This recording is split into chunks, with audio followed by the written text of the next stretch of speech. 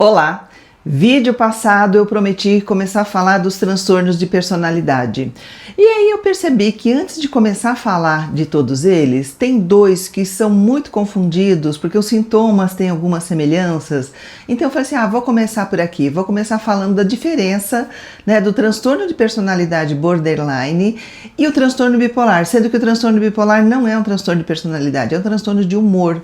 Mas como os sintomas têm alguma similaridade e tem muita gente questionando, procurando e mencionando tanto a questão do bipolar, mesmo que informalmente, né, qualquer pessoa que muda de opinião, que muda de humor, de repente já leva uma pecha aí de ser bipolar e não é bem assim. Então vou falar um pouquinho sobre isso, sobre borderline também, que é uma situação bastante dolorida e que merece bastante atenção. Sou Marisa de Abreu, psicóloga. Esse canal é para falar de psicologia, de comportamento, mostrar para você a cada vídeo um exemplo de um assunto com o qual você pode contar com psicólogos, pode fazer o seu tratamento, tentar se entender, ver que formas melhores você tem para você lidar com você mesmo, com o mundo, com seus pensamentos, com seus comportamentos, enfim. Eu mesma não atendo, apresento meu site, tem uma equipe grande, link está aqui na descrição ou aqui pelo WhatsApp, bem prático de você pegar as informações de horário, valor, local de atendimento, região da Avenida Paulista para quem está em São Paulo, né, ou online para qualquer lugar, fique à vontade. Então vamos lá.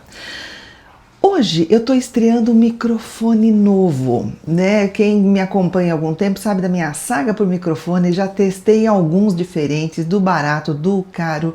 Parece que o microfone original do celular, que eu gravo pelo celular, acaba sendo o que tem o som melhor, mas esse aqui fiz vários testes ontem, postei no privado, óbvio, né?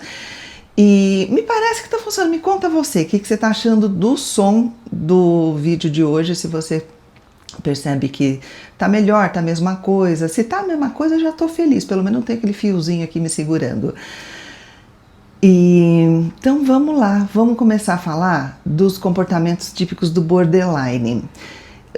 Por quê? Existe uma coisa que a gente chama de comorbidade, que são sintomas muito parecidos, ou mesmo sintomas em situações, em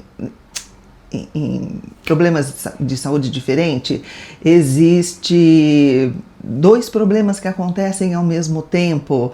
Então a gente precisa de entender bem os sintomas para conseguir fazer um diagnóstico diferencial. Só que diagnóstico diferencial, quem faz é o profissional, é o psicólogo, é o psiquiatra, é o profissional que está acompanhando. Então, nada disso do que eu estou falando aqui tem o objetivo de você sair fazendo diagnóstico, nem seu nem dos outros. Tem o objetivo de te ajudar a entender que tipo de coisa que merece atenção, que merece tratamento, que tipo de sintoma, que tipo de situação, que tipo de comportamento da pessoa, que tipo de sentimento que você fala, opa, precisa levar no profissional para a gente ver o que está acontecendo. Então o objetivo é muito mais esse, né? Claro que nenhum, de se fazer diagnóstico. Então vamos começar a entender alguns comportamentos típicos do borderline, do transtorno de personalidade borderline. A pessoa tem uma preocupação, é muito comum, uma preocupação muito forte de ser abandonada. Uma sensação de que até as pessoas mais próximas a ela, que estão ali no dia a dia, as pessoas que ela ama, as pessoas que ela já conhece há muito tempo, uma sensação que essas pessoas vão abandonar, vão cair fora, vão, largar, não vai querer mais saber dela. E aí leva ela a comportamentos extremos para evitar esse abandono.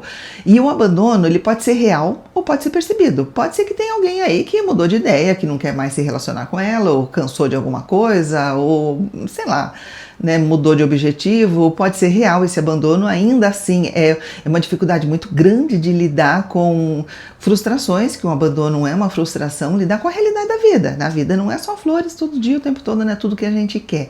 Mas, claro que é difícil para todo mundo, mas é especialmente difícil para o borderline. Ou o abandono percebido. Percebido nem sempre é o real. Ela está achando, ela está entendendo, ela está concluindo coisas que na verdade não estão acontecendo, mas o desespero é o mesmo. Não adianta você falar, mas não está acontecendo. Não, o sentimento, a percepção dela é o que vale para o sentimento dela. Também a dificuldade de manter relacionamentos estáveis, que continuem com harmonia. Por quê? Ela tende a alternar entre a idealização da pessoa, coloca no altar, acha maravilhosa, e a desvalorização em seguida. Daqui a pouco já não acha a pessoa nada legal, não gosta, tem um monte de crítica, vê um monte de defeito na pessoa, e aí começa alguma coisa parecida com o bipolar, né? Que muda de ideia, muda de humor, mas tem essa diferença. Não é mudar de humor, como eu falei, que o transtorno bipolar é um transtorno de humor, o borderline é um transtorno de personalidade. Então, essa mudança de ideia do que, como ela acha as pessoas que estão à volta dela, está muito mais ligado à idealização e desvalorização da pessoa, muito mais do que o humor. Agora eu tô feliz, agora eu tô triste. A visão da própria pessoa também costuma ser essa coisa no preto no branco, bom ou mal, né? Não tem nuance, não tem um cinza aí no meio da história. Ela também muda de opinião com relação a si mesma. A hora se acha muito boa, muito legal, a hora se acha uma pessoa má, terrível, e essa oscilação é muito dolorida. Né? Os impulsos, como ela tem emoções muito intensas, o comportamento acaba sendo impulsivo e intenso também, né? Gasta dinheiro que não tem, abuso de substâncias, de drogas, de químicas, de enfim, o que for, sexo de risco, automutilação, está muito relacionado, a pessoa que se machuca, está muito relacionado com o transtorno do borderline. E essa coisa do gastos excessivos, de sexo de risco, também é parecido com o bipolar em alguns momentos. Quando ele está em euforia, aquela sensação de que o mundo é legal, que tudo é bacana, que nada de ruim vai acontecer, acaba tendo esse mesmo tipo de comportamento. Mas com algumas diferenças que eu vou continuar falando. Dificuldade de controlar a raiva, né? Como eu falei, de lidar com frustração. Coisas ruins acontecem para todo mundo e se você for explodir de raiva por qualquer coisa que você não gosta, não concorda, não está dentro do que você espera, a vida não anda, né? Então, aquelas explosões emocionais, aqueles comportamentos agressivos que realmente impactam na vida da pessoa. E a diferença é essa. Daí você vai falar, eu também tenho raiva, também tenho momentos de raiva. Então, eu sou borderline? Não, momentos de raiva todo mundo tem. Tem que ver a intensidade e o quanto que isso atrapalha a sua vida. Essa é a definição de saúde, principalmente saúde mental, né? O quanto que aquilo está impactando, limitando, não permitindo que você tenha uma rotina normal, interessante, produtiva. Isso é o que vale. Uma sensação crônica de vazio, de sentido da vida, não tem esse sentimento, né, de sentido. E também leva a comportamentos de risco para preencher esse vazio, como ela sente que tá faltando. E de novo, isso é comum também em pessoas que não têm transtorno borderline. O que a gente considera é a intensidade e o quanto prejudica, porque essa coisa de comportamento de risco para preencher vazio, a gente vê em tudo, né? A gente vê a pessoa que vai pular de bungee jump porque precisa de sentir alguma coisa na vida, que a vida, não estou dizendo que todo mundo pula de bungee jump, pula por esse motivo, mas uma das possibilidades. Enfim, e aí os comportamentos autodestrutivos, né? A pessoa que se fere deliberadamente, que se belisca, se queima, como uma forma de lidar com as emoções difíceis, por incrível que pareça. Ela precisa sentir uma dor física para entender melhor a dor, para conseguir, de alguma forma, associar os seus sentimentos e ter a sensação de que se essa dor física eu consigo controlar, suportar, administrar, então talvez meus sentimentos... É mais ou menos assim o raciocínio. E por conta disso, pensamentos frequentes, né, de tirar a própria vida, de fazer esse tipo de coisa também é bastante comum. Aí tem a mudança frequente de humor. Também tem a mudança frequente de humor, que é diferente do tipo, do jeito como acontece a mudança de humor do bipolar. Por isso que é preciso um profissional que acompanhe por algum tempo.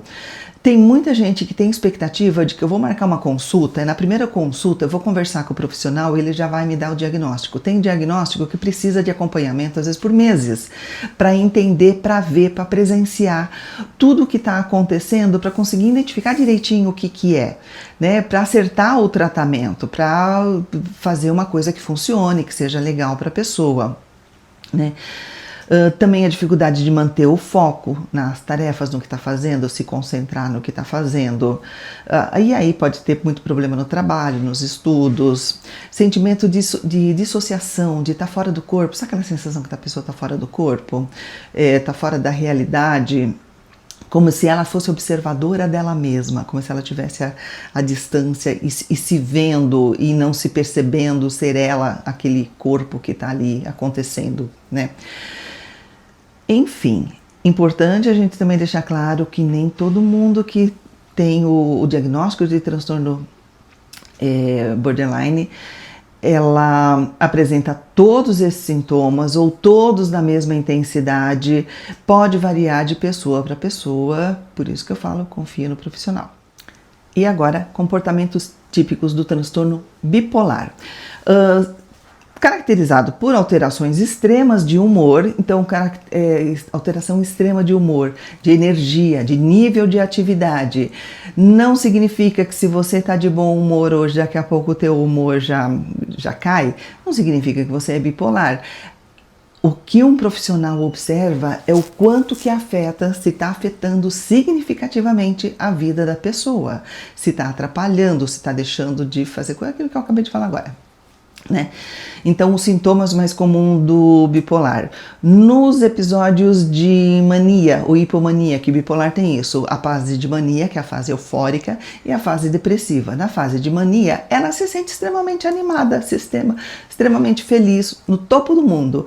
E é muito difícil, muitas vezes, de continuar o tratamento de uma pessoa que tem esse diagnóstico, e quando ela entra na fase da mania, ela tá se sentindo tão bem que ela fala, não precisa de nada não precisa de remédio, não precisa de psicólogo, não precisa de psiquiatra, não precisa de nada disso, né? Tô bem, olha como eu tô bem. Só que muitas vezes ela mesma não percebe, mas quem tá perto dela percebe que essa felicidade extrema leva ela a fazer coisas absurdas. Atendi uma paciente uma vez que ela era funcionária pública, então ela tinha facilidade para crédito no banco, então o banco deu um crédito para ela de um dinheiro que para ela pagar levaria, né? E ela pegou um empréstimo no banco para distribuir esse dinheiro. Distribuiu para amigo, distribuiu para irmão, comprou carro para um, montou loja para outro. E todo mundo feliz, todo mundo achando, que bom coração. Quando as pessoas estão recebendo coisas dos outros, perde um pouco a crítica, perde um pouco aquilo... a oportunidade de parar e pensar, falar assim, essa pessoa tá legal, ela não tá dando mais do que devia, mais do que é legal para ela não vai se prejudicar de estar fazendo isso para mim? Então, teve um problema assim terrível com todo mundo que recebeu as coisas dela, que depois não queriam devolver, porque na hora que ela entrou na fase depressiva, que ela botou a mão na cabeça, fala, meu Deus, que eu fiz com a minha vida? Então, essa sensação de extrema felicidade é nesse nível, tá? Não é felicidade que você tá bem, que você tá feliz, tá fazendo coisas legais, você vai fazer a unha. Não é essa felicidade não, tá? É uma felicidade doentia. E é um momento que a pessoa tem mais energia que o normal, por isso que ela até gosta, né? Aí ela dorme menos e faz muitas coisas, e claro que se cansa, que se estressa, porque o corpo não aguenta, tá com uma cabeça que o corpo não acompanha.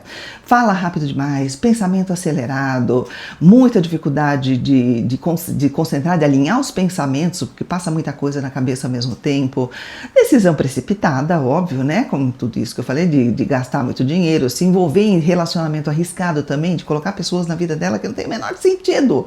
Mas quando vai ver, ela tá se envolvendo com pessoas perigosas até. Ou então direção de forma imprudente, se ela tem carro, se ela dirige ou tem moto, alguma coisa assim. A sensação de grandiosidade, ela tem uma sensação, uma ideia exagerada da própria capacidade, ela se acha muito mais capaz de tudo, de qualquer coisa, do que é verdade, né? E psicose em casos mais graves, ou seja, alucinações, ouvir coisas que não existem, delírios, que é ter falsas crenças fixas, mesmo quando tem provas do contrário. Então, quem já atendeu casos com delírio, com alucinação, sabe quanto é sofrido para a pessoa. Só que aí, ouvir coisas que não existem também entra naquele limite. Eu tenho um vídeo antigo só sobre isso, de ouvir vozes, alguma coisa assim, o título, que entra bem aquele critério de entender o quanto que aquilo está prejudicando a vida da pessoa, porque tem muitos casos que a gente vai ver, muitos relatos, que a pessoa aplica numa questão religiosa e tudo bem, e ela tá ótima com isso, e a vida dela anda, ela não se sente mal, ela não sofre, ela não deixa de fazer coisas, então tá ok, tá legal, né, ter esses episódios de ouvir vozes.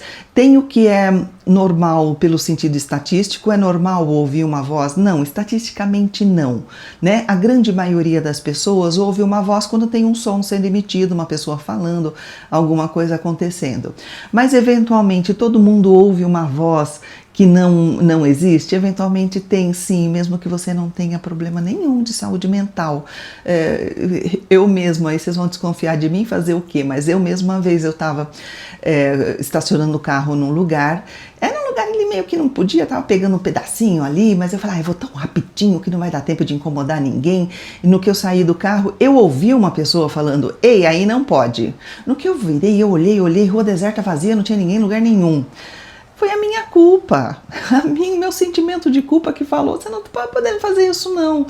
E aí eu ouvi uma voz que não existiu, que ninguém falou, não aconteceu. Existe uma possibilidade muito remota de ter alguém numa janela falando isso e falou... Até tem, sabe que tem coisa que a gente não consegue confirmar, né? Para mim, para todo lado que eu olhei, não tinha janela, não tinha ninguém. Então... tô bem, tô aqui, tô trabalhando, fazendo minhas coisas, as coisas andam. Então, o ouvir vozes é um departamento aqui delicado.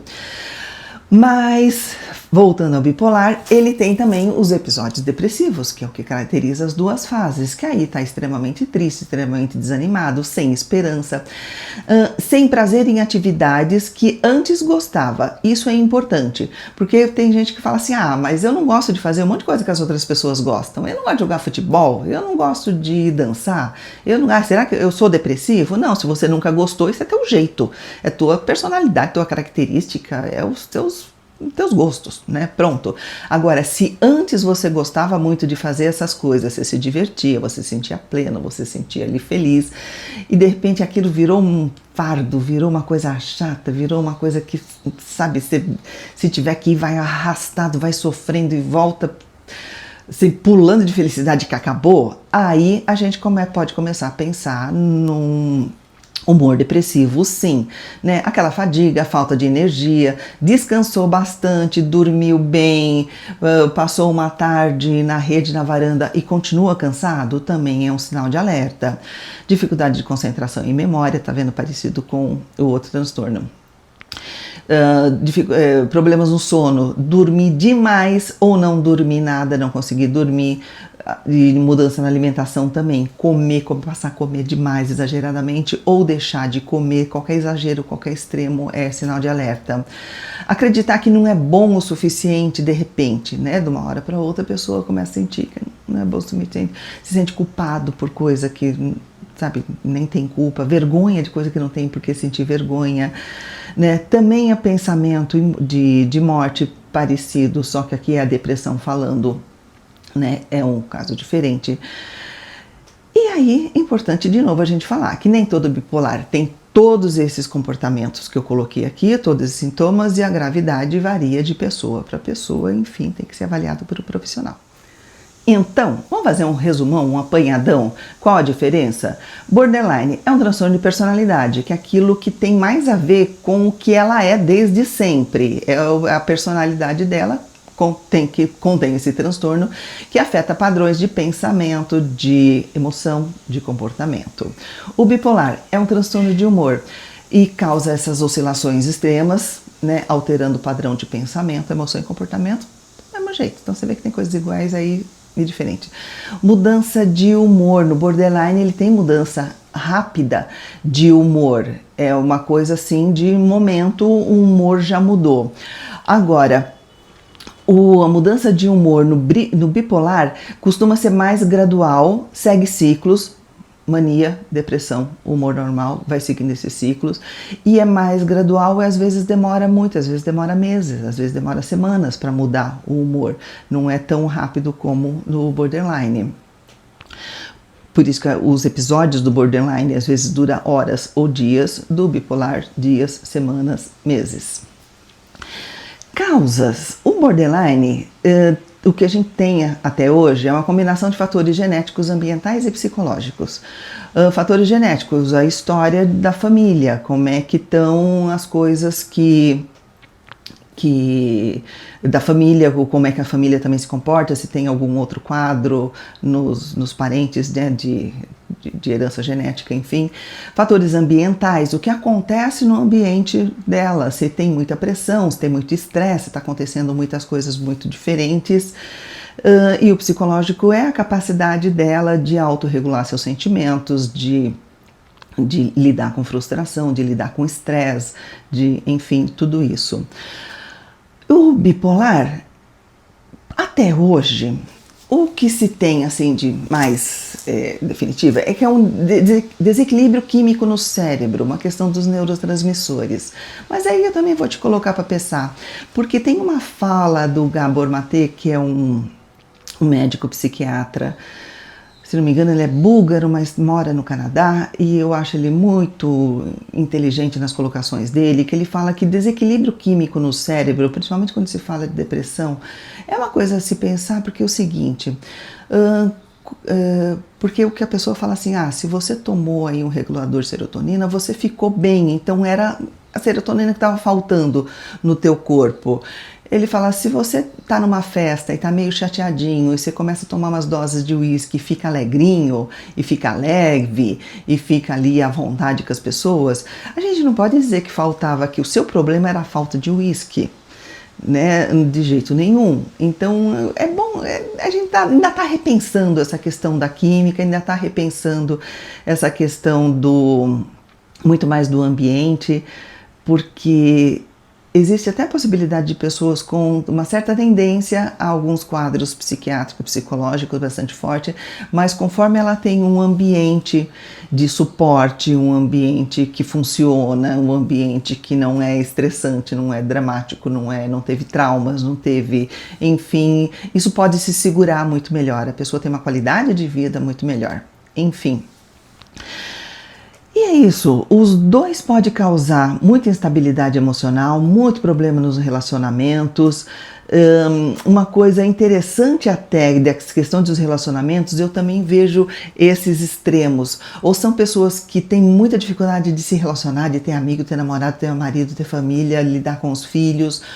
Ou são pessoas que, pelo menos em alguns momentos,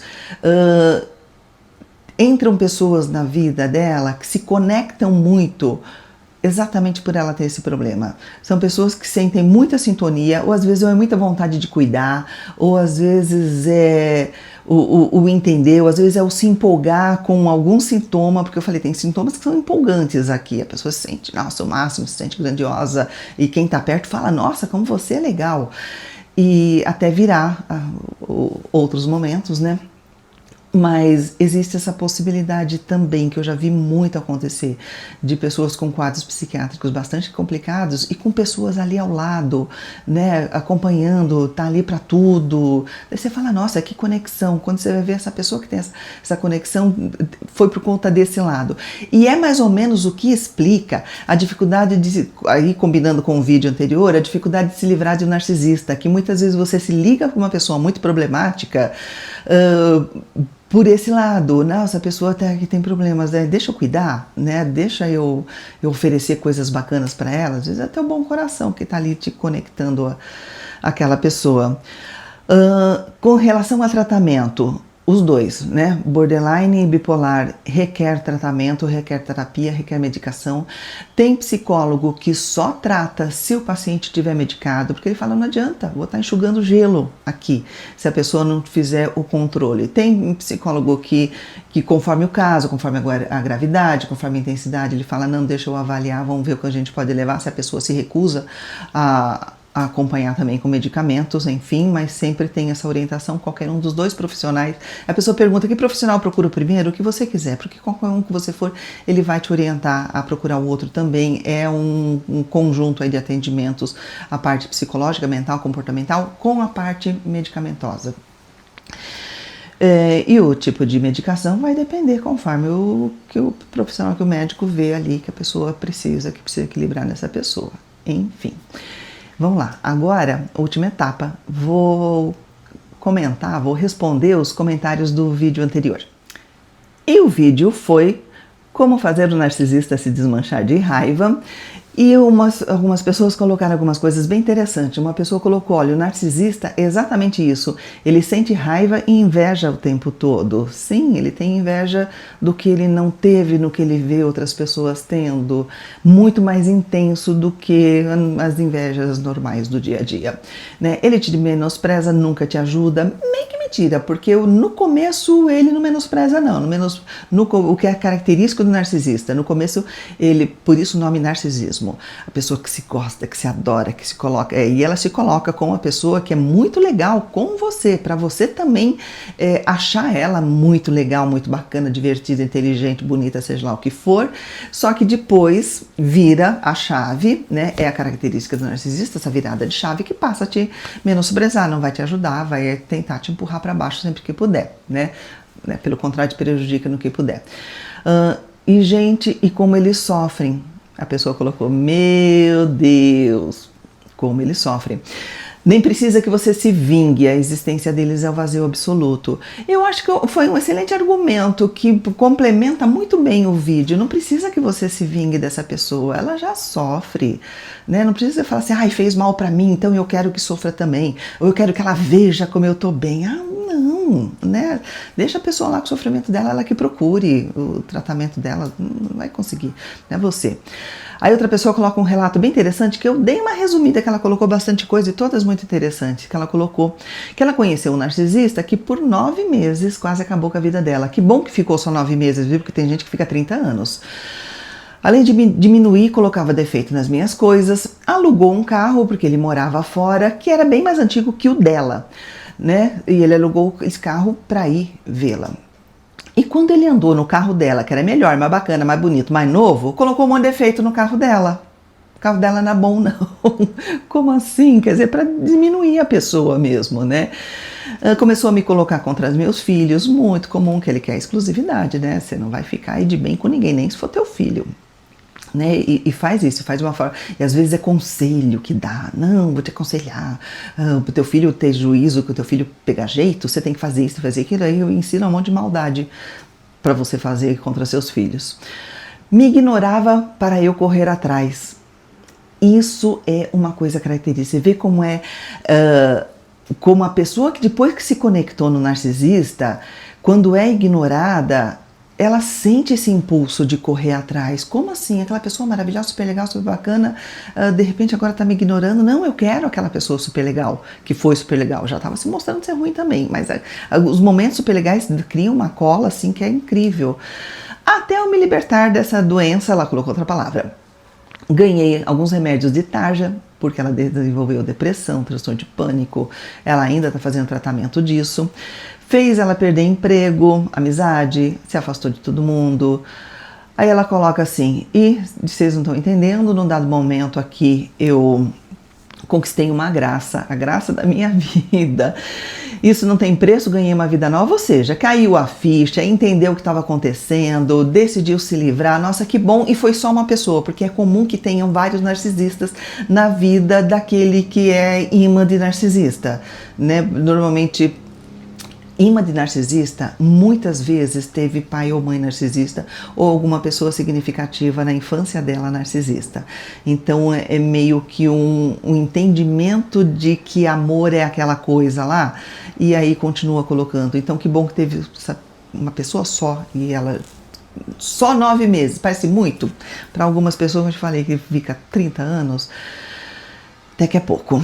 Aí uma outra pessoa colocou, esse aqui eu acho que era um rapaz, ele colocou assim, recentemente me envolvi em relacionamento narcisista, a princípio para mim era um conto de fadas. A princípio é um conto de fadas, é a característica. Depois de 3 meses ele começou a me diminuir, ofender em palavras, criticar, distorcer as conversas, tô saindo fora. É isso. É isso, distrai. Só que aí, como eu falei, não necessariamente essa pessoa é um narcisista. Às vezes é só uma pessoa chata, às vezes é só uma pessoa cruel, às vezes é uma pessoa que não tá nem aí com você, por isso que ela tá fazendo, mas às vezes é uma pessoa que só tá disputando poder. Tem que ver se ela tem aquele histórico de ter transformado ela numa narcisista. Ou porque nasceu uma narcisista, ou porque se transformou narcisista pelas circunstâncias da vida dela, conforme eu expliquei no vídeo anterior. Mas enfim, o tô saindo fora é o melhor para todas as situações, não precisa nem avaliar, não precisa nem estudar. É isso que eu falo do narcisista, é só para você saber, né? Você, então vou estudar, quero saber quem é esse narcisista, com a história de vida que aconteceu. Não, tira essa curiosidade da frente, não vai te levar a nada. Aí uma pessoa colocou assim, ó, pior é se for seu chefe. Aí eu respondi, uma outra pessoa respondeu também, que eu deixei lá, que ela respondeu assim, moço, cada caso é um caso. O chefe seria até mais simples de superar do que família, casamento, né? Porque você não tem que fazer divórcio, dividir bens, você não tem todo um grupo de pessoas olhando feio pra você. Um chefe é um chefe, virou as costas, você pode esquecer dele, ele não tá na tua vida, não vai aparecer nas festas de família, não, né? Realmente concordo com essa resposta.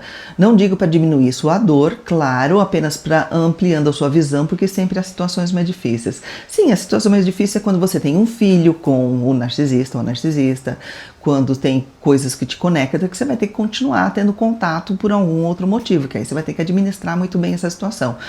Um chefe, é difícil, que é o teu sustento, né? É o que paga tuas contas, teus boletos ali, estão dependendo daquele chefe, daquele emprego, sabemos disso.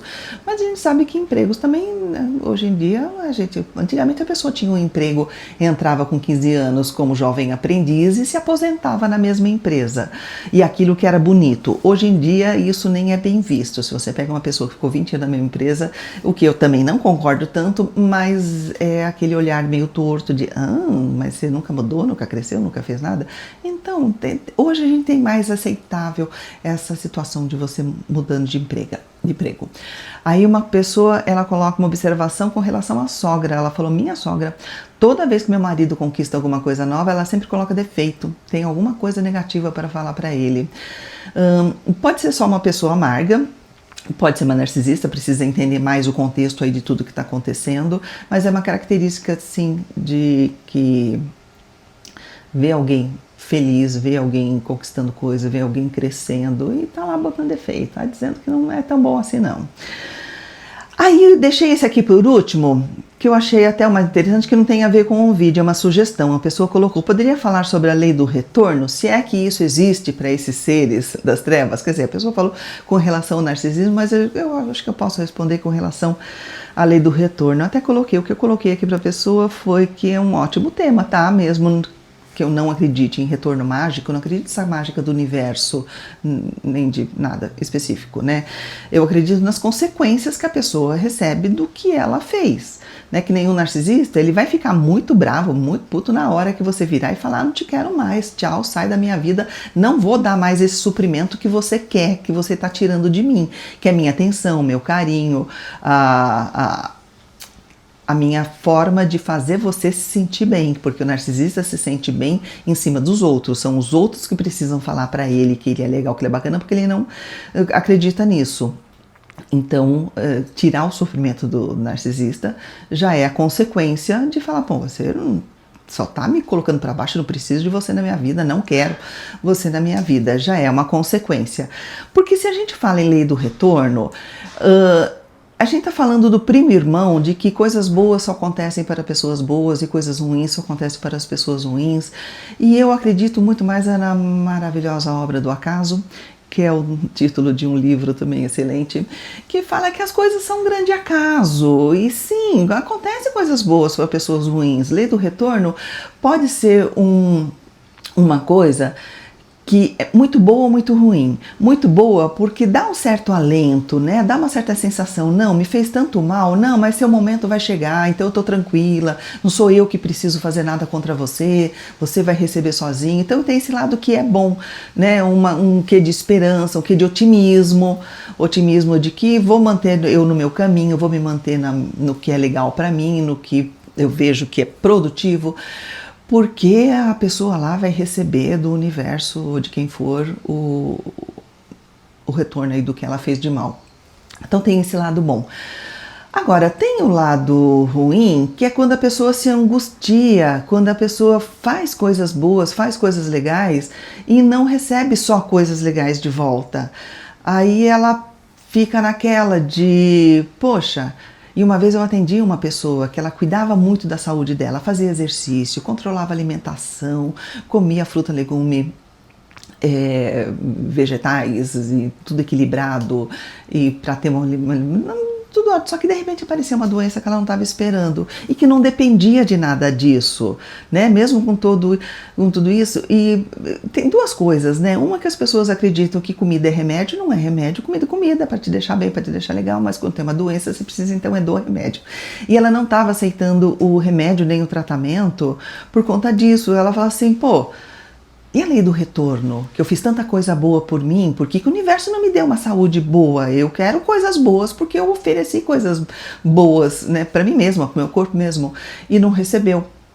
Então pode dar alguns momentos de muita angústia, de ficar decepcionado, que, pera lá, as coisas não estão acontecendo, existe uma lei, né? E não, nem sempre é assim. Então, quanto mais a gente conseguir encarar a realidade, falar, vamos fazer o que precisa ser feito, porque, né, vão investir energia no que te devolve energia boa, do que ficar botando energia em coisas que só está fazendo perder seu tempo. Então é isso, eu acho que eu estou batendo o recorde de tempo de vídeo e torcendo, cheguei até aqui torcendo para o áudio ter ficado bom, senão vou ter que gravar de novo quase 40 minutos de vídeo, espero que não.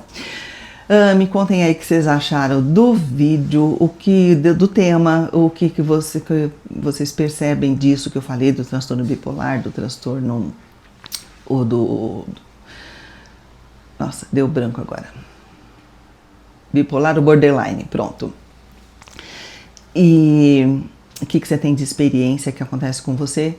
Gostou do vídeo? Deixe seu like, é uma forma de você retribuir o trabalho que eu tive aqui de colocar o vídeo no ar. E se você quiser retribuir de uma forma um pouco mais concreta, tem o botão valeu, tem o clube de canais, a gente agradece bastante. Obrigada por me ouvir.